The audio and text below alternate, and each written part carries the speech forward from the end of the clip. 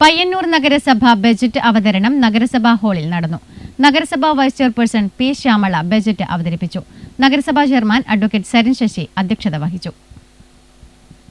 പയ്യന്നൂർ നഗരസഭ ബജറ്റ് അവതരണം നഗരസഭാ ഹാളിൽ നടന്നു. നഗരസഭാ vice chairperson P Shyamala budget അവതരിപ്പിച്ചു.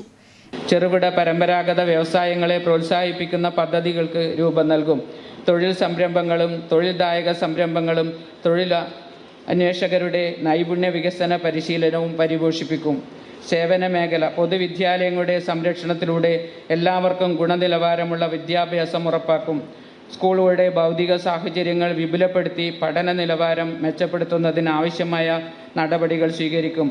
സ്മാർട്ട് ക്ലാസ് റൂം ഉൾപ്പെടെയുള്ള സാങ്കേതിക സൗകര്യങ്ങൾ വികസിപ്പിക്കും. നഗരസഭാ ചെയർമാൻ അഡ്വക്കേറ്റ് സരിൻ ശശി അധ്യക്ഷനായി.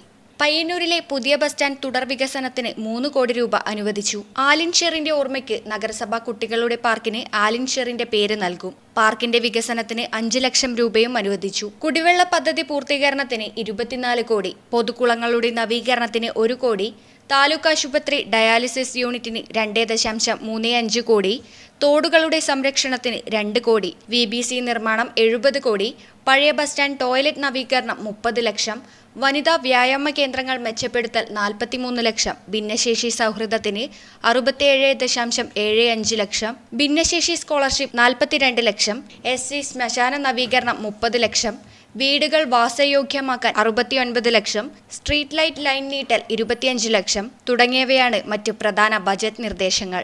ആകെ 139 കോടി 62,30,422 രൂപ വരവും 119 കോടി 65,59,530 രൂപ ചിലവും 19 കോടി 96,70,892 രൂപ നീക്കിയിരിപ്പും പ്രതീക്ഷിക്കുന്നതാണ് ബജറ്റ്. Network news, Payyanur.